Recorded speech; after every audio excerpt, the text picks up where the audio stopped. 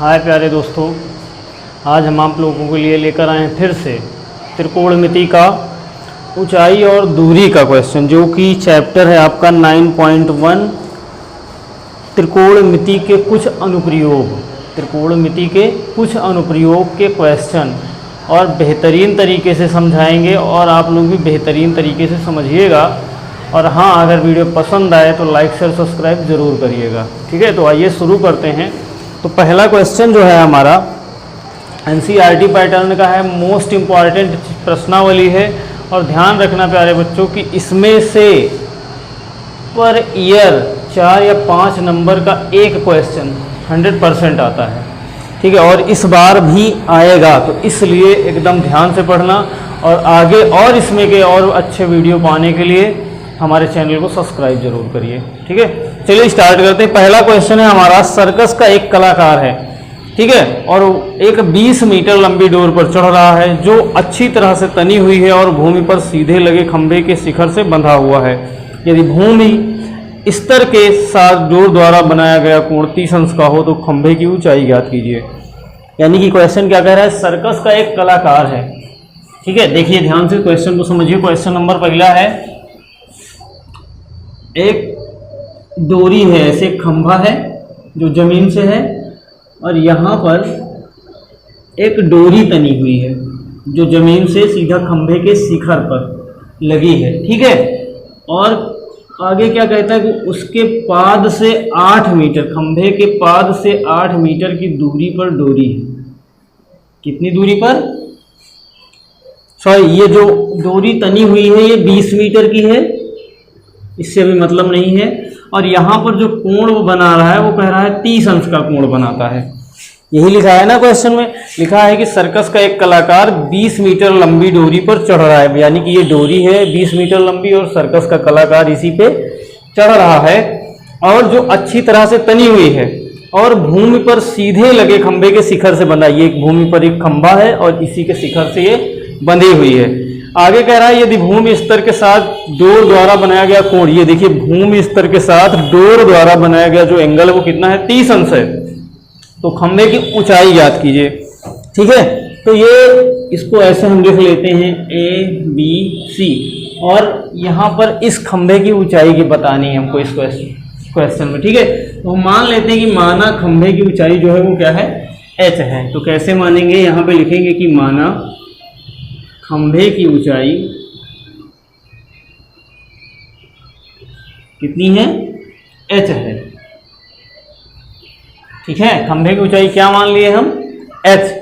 तो लिखेंगे आगे कि त्रिभुज ABC से, ABC में या ABC से। तो देखिए ABC में क्या हो जाएगा, यहाँ पे हमें क्या क्या पता है, एक कर्ण पता है, दूसरा लंब। पिछले से त्रिकोणमिति वाले में हम लोगों ने पढ़ा था कर्ण लंब के बारे में, साइन थीटा कॉस थीटा, सारा कुछ अच्छे से पढ़ा है। तो उसी के थ्रू हमें इसे पढ़ना है। तो साइन थीटा बराबर फार्मूला क्या होता है, लंब बटा कर्ण। तो लंब कितना है, H है, और कर्ण कितना है, 20। यहाँ पर यही फार्मूला लगाएंगे, साइन थीटा कितना दिया गया है, 30 डिग्री बराबर लंब दिया गया है H अपान कर्ण दिया गया है 20। ठीक है, तो साइन 30 डिग्री का मान कितना होता है, साइन 30 अंश का मान होता है 1/2।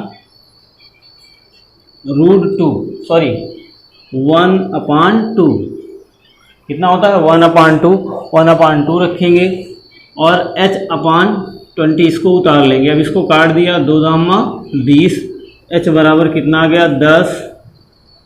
तो ये हो गया हमारा आंसर, 10 मीटर। ठीक है, आइए नेक्स्ट क्वेश्चन देखते हैं। नेक्स्ट कि आंधी आने से एक पेड़ टूट जाता है। एक पेड़ है ऐसे खड़ा हुआ, ठीक है, और आंधी आती है और वो यहाँ से टूट जाता है बिंदु B से। पेड़ कहाँ से टूटता है, बिंदु B से, और टूटा हुआ सिरा जमीन से जा लगता है। यानी कि ये पार्ट ऐसे आकर के यहाँ पे गिर जाता है। ठीक है, आगे क्या होता है, और इसके साथ 30 अंश का कोण बनाता है। यानी कि यहाँ पे ये कितने एंगल का कोण बनाता है, 30 अंश का कोण बनाता है।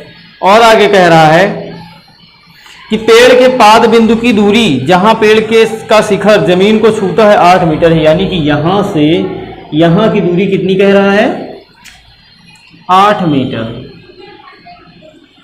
ठीक है, 8 मीटर दे रहा है तो कह रहा है पेड़ की ऊंचाई ज्ञात कीजिए।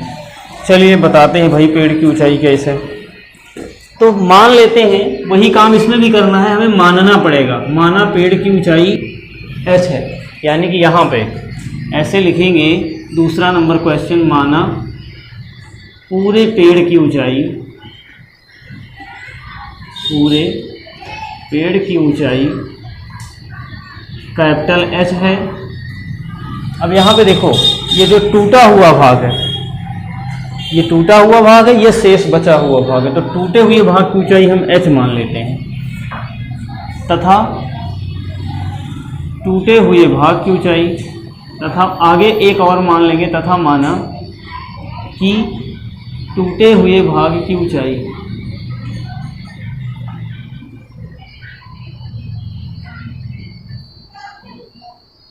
h। देखिए, संपूर्ण पेड़ की ऊंचाई कैपिटल H है और जितना भाग टूटा हुआ है उसकी स्मॉल h है। तो जो शेष है, शेष भाग भी इतना बचा हुआ है, इसकी कितनी हो जाएगी? जैसे मान लो एक इतना बड़ा पेड़ है, इतना बड़ा पूरा पेड़ मान लो 8 मीटर का है, ये कैप लगी हुई है, तो ये कैप मान लो कितनी है? 2 मीटर की है। पूरा पेड़ 8 मीटर का, ये कैप कितने की है? 2 मीटर की। अब बताओ कैप निकल गई, कितना बचा? 6 मीटर। कैसे? मतलब 8 में से हमने क्या किया? 2 को घटा दिया। वैसे यहाँ पर पूरे वाली ऊंचाई से ये वाली ऊंचाई घटा देंगे तो इतना भाग आ जाएगा, यानी कि इतने का मान निकालने के लिए हम क्या लिख सकते हैं? h माइनस h, यानी कैपिटल H माइनस का स्मॉल h। बात समझ में आई ना? चल आगे बढ़ते हैं। अब सवाल पे यहाँ पे हम नाम लिख देते हैं D। यहाँ पे फिर लिखेंगे समकोण त्रिभुज DAB से, त्रिभुज DAB में, तो DAB में क्या हो जाएगा? यहाँ पे देखो tan 30, tan थीटा बराबर लंब बटा आधार, tan 30 लंब कैपिटल H माइनस H बटा आधार कितना है? 8। tan 30 अंश का मान कितना होता है? tan 30 अंश का मान 1/√3 बराबर कैपिटल H माइनस H अपान H। अब इसका इधर गुणा कर दो तो कितना हो जाएगा? 8/√3 बराबर कैपिटल H माइनस H। ये मान लो समीकरण 1 बन गया। क्या बन गया? समीकरण 1। हमने भी क्यों कौन सा फार्मूला लगाया? tan वाला। अब हमें एक लगाना है जिसमें ये दोनों आ जाएं, मतलब आधार और कर्ण। तो कौन से फार्मूले में आधार कर्ण आता है? तो cos थीटा। cos थीटा बराबर क्या होता है फार्मूला? आधार बटा कर्ण। तो चलिए सेकंड फिर से लगाते हैं, cos थीटा बराबर, यानी cos 30 अंश बराबर क्या होता है? आधार बटा कर्ण। तो आधार कितना है? 8 है, कर्ण तो cos 30 अंश बराबर 8 बटा h। ठीक है, अब आगे हमको क्या करना है? cos 30 का मान रखना है। तो cos 30 का मान कितना होता है? cos 30 का मान होता है √3/2 बराबर 8/h। ठीक, अब 8/h क्या करेंगे? इसमें इसका गुणा इधर, इसका गुणा इधर, तो कितना हो जाएगा?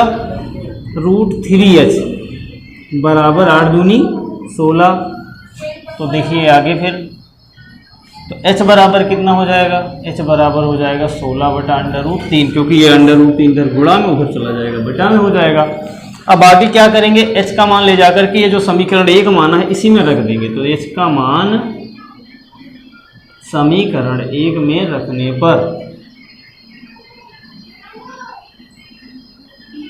ठीक है, 1 में रख दिया, 8/√3 बराबर h माइनस 16/√3। अभी 16/√3 को इधर ले आओ, कितना हो जाएगा? 8/√3, ये माइनस में इधर आएगा प्लस में, तो कितना हो गया? प्लस का 16/√3 बराबर का h। इसको ऐड कर लेंगे तो कितना हो जाएगा? 16 24/√3 बराबर कैपिटल H। अब ये क्या करेंगे? √3 से ऊपर नीचे गुणा कर देंगे तो कितना हो जाएगा? 24/√3, ऊपर भी √3 से गुणा, नीचे भी √3 से गुणा बराबर h। तो यहाँ पे h बराबर कितना हो जाएगा? हो जाएगा 24/√3 बटा 3, √3 का गुणा 3, 3 × 8 = 24 यानी कि h बराबर 8√3 मीटर। ठीक है, समझ में आया। चलिए नेक्स्ट क्वेश्चन नंबर 3 है कि एक ठेकेदार बच्चों को खेलने के लिए एक पार्क में 2 फिसल पट्टी लगाना चाहता है। 5 वर्ष से कम उम्र के बच्चों के लिए वह एक ऐसी फिसल पट्टी लगाना चाहता है जिसका शिखर 1.5 मीटर की ऊंचाई पर हो और भूमि के साथ 30 अंश के कोण पर झुका हुआ हो, जबकि इससे अधिक उम्र के बच्चों के लिए 3 मीटर ऊंचाई पर एक अधिक ढाल फिसल पट्टी लगाना चाहता है जो भूमि से 60 अंश का कोण बनाती है। प्रत्येक स्थिति में फिसल पट्टी की लंबाई बताइए। तो फिसल पट्टी का मतलब आप लोग समझते हैं, जो झूला जिस पर बच्चे झूलते हैं ना, उसी को बोलते हैं फिसल पट्टी। तो एक व्यक्ति है जो क्या करना चाहता है, फिसल पट्टी लगाना चाहता है। तो 2 फिसल पट्टियां वो लगाना चाहता है, यानी कि ऐसे, इस तरह से, एक ये वाली और एक ये वाली। एक फिसल पट्टी में क्या होता है, 30 अंश का कोण एक बनाती है और दूसरा 60 अंश का बनाती है।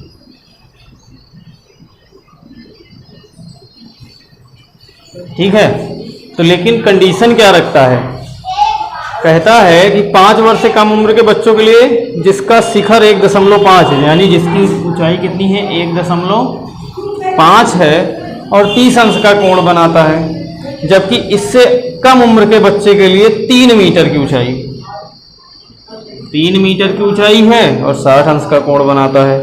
तो फिसल पट्टी की लंबाई क्या होनी चाहिए। तो फिसल पट्टी की लंबाई यानी कि इस चीज को हमको ज्ञात करना है। तो मान लेते हैं, माना 5 वर्ष से कम, ये 5 वर्ष से कम वाला है, 5 वर्ष से कम, और ये अधिक वाला है, नीचे वाला चित्र। ठीक है, दोनों चित्र अलग अलग है, समझ लीजिएगा। तो 5 वर्ष से कम हुआ में फिसल पट्टी की लंबाई बराबर h, इसमें कैपिटल H मान लिया जाए, तथा अधिक वाले में 5 वर्ष से अधिक में फिसल पट्टी की लंबाई कैपिटल H है ना। तो चलिए, अब इसमें क्या क्या दिया गया, एक लंब दिया गया, एक कर्ड दिया गया। किस तरह, यह देखो, यहाँ से इससे देखो, यहाँ पे लंब कर्ड किस फार्मूले में आता है, साइन थीटा बराबर लंब बटा कर्ड, यानी तो लिखेंगे त्रिभुज DEF से में। ठीक है, तो क्या हो जाएगा, tan 30 डिग्री, tan 30 अंश बराबर कितना हो जाएगा, सॉरी साइन थीटा बराबर लंब बटा कर्ड। तो यहाँ पे साइन का फार्मूला लगेगा, tan वाला नहीं लगेगा। साइन 30 अंश बराबर लंब कितना, 1.5 बटा h। तो साइन 30 का मान कितना होता है, 1/2 बराबर 1.5 बटा h। ये इधर चला जाएगा तो h बराबर 1.5 दूना 3 मीटर। तो यानी इस वाले में कितने की फिसल पट्टी होनी चाहिए, 3 मीटर की। अब अधिक वाले में देख लिया जाए, इसमें देखते हैं, लिखते हैं त्रिभुज ABC से, ABC में, त्रिभुज ABC में क्या हो जाएगा, वही साइन थीटा, साइन 60 अंश बराबर हो जाएगा। तो साइन थीटा बराबर लंब बटा कर्ड यानी 3/h।